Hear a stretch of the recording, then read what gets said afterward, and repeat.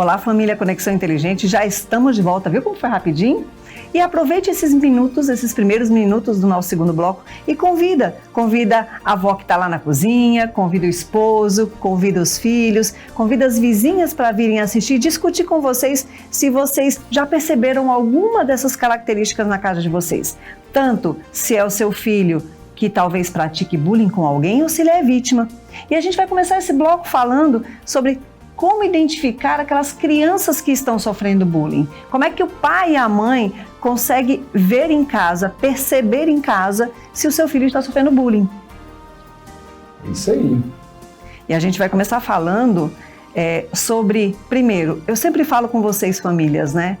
Família, observem seus filhos. E para observar a gente precisa deixar toda a tecnologia de lado, televisão, tablet, celular e observar. Então, vamos começar por uma das características, né? Nós vamos falar da vítima. Como você identifica uma vítima de bullying? Os principais aspectos que você precisa olhar. Olha aí. Tristeza e irritabilidade. Falta de vontade ou medo de ir à escola. Faltas frequentes. Queda de rendimento na escola. Isolamento ou poucas amizades.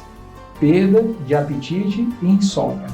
Então, papai e mamãe, se está acontecendo com seu filho, não necessariamente pode ser bullying, mas é um alerta. Um alerta que você precisa acompanhar direitinho, saber na escola, saber através de coleguinhas, se está acontecendo algum tipo de coisa dessa com o seu filho, tá? Isso pode acontecer muitas vezes. Imagina que você está todo mundo se aprontando para ir para a escola e o filho começa a sentir enjoo, dor de cabeça. Ele começa a ter alguns sintomas que para eles é muito verdadeiro só para evitar chegar na escola. Isso acontece muito e os pais acham que é alguma virose, que é alguma gripe, que pode ser alguma coisa física, né? Então o emocional está mexendo no físico do seu filho. Se o bullying é frequente, ele pode desencadear até uma síndrome do pânico. Sim. A criança começa a ter todos os sinais de que a gente está entrando numa situação que se sente extremamente fragilizado. Imagina numa conversa, você pergunta para o seu filho: e aí, como é que foi na escola? Bem. O que você fez no recreio? Ah, foi normal. Então, respostas muito monossilábicas, né? Elas também podem ser um sinal de alerta. É igual eu falei, conforme os perfis comportamentais, que a gente vai falar muito sobre isso também, tem crianças que são mais comunicativas, vão contar, vai ter algum momento que você vai falar assim, tá bom, já entendi, foi tudo ótimo na escola, né? A criança fala até. E tem outras que elas são mais reservadas e vão falar pouco. Agora, se ocorre uma mudança, se seu filho antes comunicativo agora fala de forma monossilábica, sim, isso é motivo de preocupação.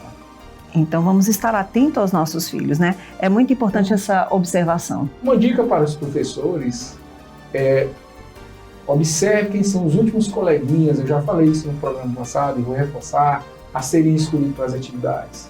Ali está uma possível situação de vítimas de bullying. Porque o bullying, ele não precisa necessariamente ser só ativo. O próprio desprezo a uma criança, nunca chamando ela para participar de nenhuma atividade ou brincadeira, já é uma forma de bullying. Sim, sim. E como é que a gente vai identificar aquelas crianças e jovens e adolescentes que praticam bullying, né? Por que será? O que leva uma criança, um adolescente a praticar uma violência contra um colega, né? Por que acontece isso, né, Sérgio? Muitas vezes a vítima do bullying, ela também é vítima de agressão. Não que isso justifique, mas geralmente ela está vivendo uma situação em casa, ou às vezes o luto, ou uma separação dos pais. Alguma situação lá não está ajustada e ela começa a descontar isso em algum coleguinha.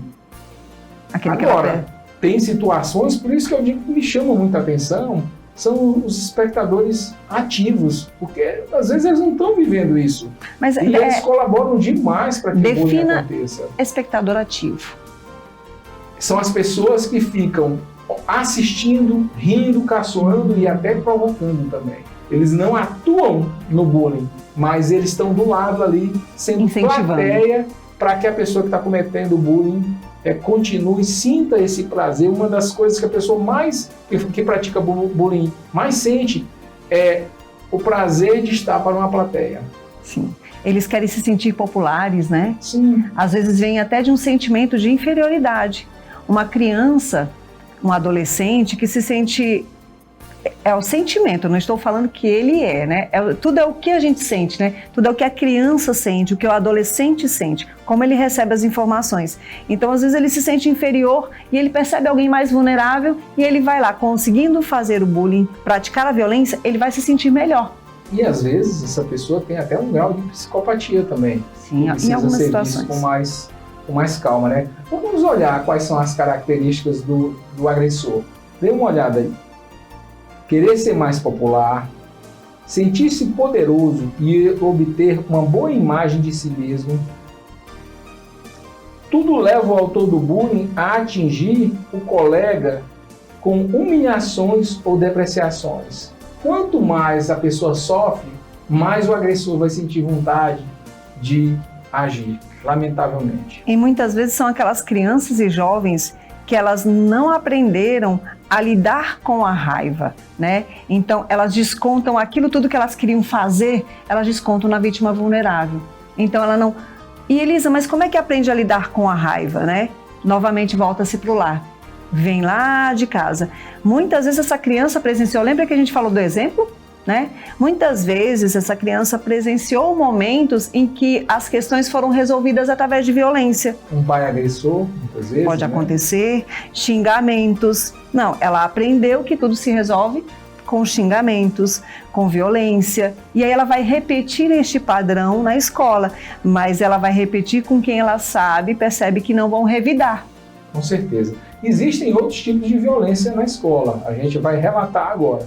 Observe aí. Violência de professor sendo agressor para com o aluno, sendo a vítima, né? Violência de aluno para com o professor. Quantas matérias a gente já viu, né, Sérgio? De professores sendo agredidos, de professores sendo... de serem xingados por alunos, serem desautorizados.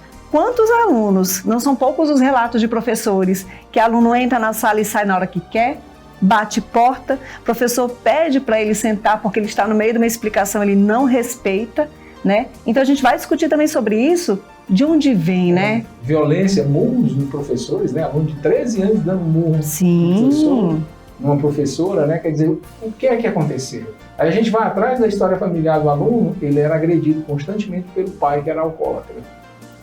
Exclusão de algum aluno de um modo proposital, né? Também é uma violência escolar. Violência sexual, estupro nos banheiros, né? Acontece, né? A questão é complicada.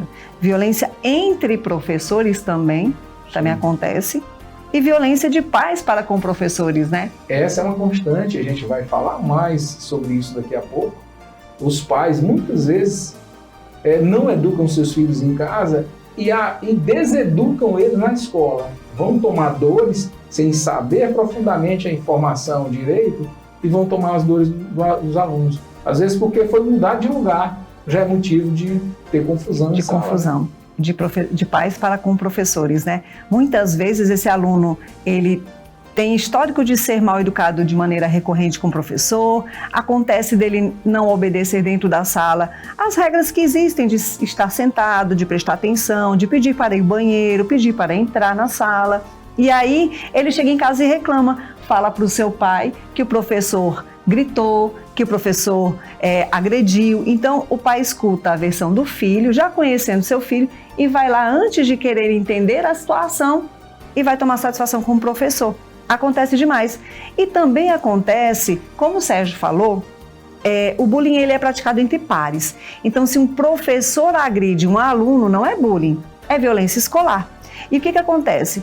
Acontece também de muitos professores, na sua correria, a gente sabe... Eu ouvi essa semana uma frase que eu achei muito legal. Professores são soldados numa guerra sem armas. Né? Por quê? Porque eles não estão sabendo lidar com tanta mudança, com tantas crianças que não aceitam a autoridade dentro de sala de aula. E alguns, eles meio se exaltam.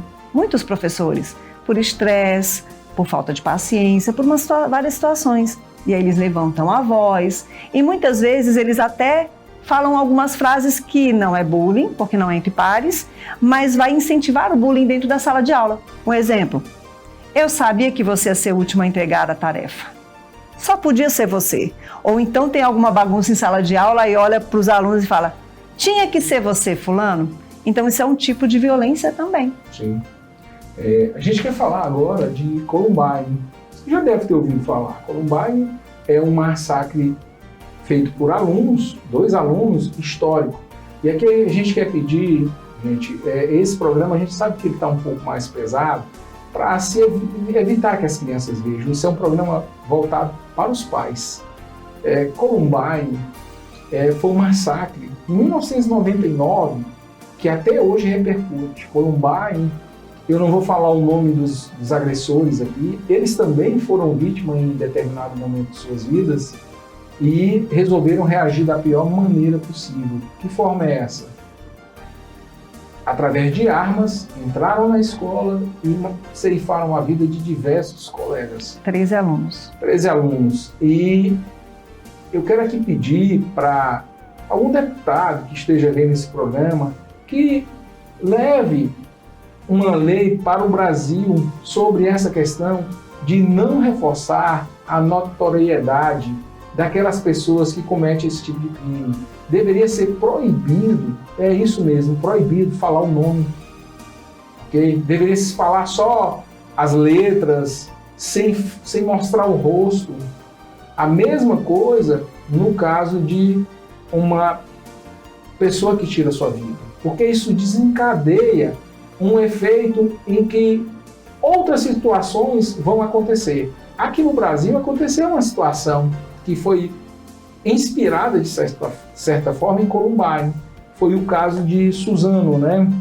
Você vê aí, dupla ataque escola em Suzano e mata 8 pessoas e tiram a própria vida. Então, assim, muito parecida. Porque as pessoas olham, já tem uma série de problemas, muitas vezes são vítimas de bullying, mas nada disso justifica. Porque muitas vezes a vingança é efetuada anos depois por pessoas que não tinham nada a ver com aquelas que praticaram o bullying contra elas. Então é uma situação que precisa ser muito bem trabalhada, essa situação de bullying. Até porque é uma maneira que eles encontram, né, de serem vistos. Eles querem chamar atenção para eles, mesmo que de uma forma muito negativa. E como a gente está falando para vocês, né, é um assunto sério, é um assunto pesado, mas muito importante. Até fala-se que essa questão de Columbine, ela foi a tragédia que apresentou o bullying para o mundo, né? Sim. Para o mundo. E depois disso, quantos e quantos relatos. Diversos casos. Eu e Sérgio, a gente até olhou alguns, mas a gente não quis trazer todos. Muito pesado. Porque são situações que a gente não quer dar destaque, né? Nós hoje aqui nesse programa, entrando na sua casa, a gente quer fazer com que você perceba se seu filho está sofrendo bullying ou se ele está fazendo bullying e perceber isso na sua casa. Então, se a gente começar a mudança em casa, isso não vai acontecer futuramente. Então, nossa intenção é essa, falando sobre essa questão de violência, que é inadmissível. É importante os pais conseguirem identificar se seu filho está sofrendo bullying. Não é fácil. A maioria das crianças não quer falar que está sofrendo bullying. Porque mostra uma situação de fragilidade dela, mostra para os pais que ela não está sendo aceita dentro de sala de aula, mostra que ela não é capaz de se defender. E é interessante essa questão de se defender. Muitas vezes, até para seu filho pegar, ou filha mesmo pegar uma autoconfiança, a gente mesmo que não tem irmãos mais velhos para cuidarem de nossas filhas fazem arte marcial. Nada como saber se defender, gente. O nosso mestre de Muay Thai, um abraço, Jackson, ele sempre fala que é melhor ser... Como é que é a frase dele? No jardim? Não, é melhor ser um jardineiro... Não, ser um... Gente, sumiu agora a frase. Um jardineiro na guerra, um soldado no jardim, né? Agora... É melhor ser um soldado no jardim, isso, do que ser um jardineiro na guerra. Então é melhor você estar munido de todas as armas e não precisar usá-las, do que se você precisar usar e não ter arma nenhuma, né? Então, por isso que a gente colocou nossas filhas numa arte marcial, porque a gente sabe da importância de saber se defender. E também, nesse finalzinho de bloco, a gente quer falar para vocês uma coisa importante, que para aproveitar de tudo isso que a gente tem falado sobre violência, né, sobre o que acontece com nossas crianças, o tanto de crianças que estão desistindo da vida por sofrerem bullying, vamos aproveitar com muita inteligência emocional, você pai, você mãe, aproveitar desse momento e ensinar para os nossos filhos resiliência. Ao invés de você já sair defendendo, tomando frente do seu filho, isso em casos mais leves, lógico, não num caso que já atingiu um grau muito elevado, né? Você mostrar para o seu filho que ele tem uma identidade própria, né? Mostrar que o seu filho, ele não é nada daquilo que estão falando dele. Mas para isso precisa de um reforço, né? Em alguns atendimentos que eu faço com adolescentes, e eles trazem algumas situações de violência escolar, e acontece, não são poucas, a gente trabalha muito a busca da identidade. Que aquilo que aquele agressor está fazendo com você, está falando muito mais dele, e não fala de quem você é. Então eu trabalho muito com eles a questão da sua autoimagem, né? Da sua autoconfiança, da sua identidade. Então vamos aproveitar, observando isso em casa, e reforçar nos filhos, para eles serem adultos confiantes e que vão saber enfrentar todas as frustrações. Porque quem aí na sua casa não enfrenta desafios diários, né? Com certeza. E no próximo bloco a gente vai falar onde é que o bullying começa, que não é na escola. O bullying começa dentro de casa, a partir do momento que os pais não dão limites. Isso. Até daqui a pouco. Fica aí. Até daqui a pouco.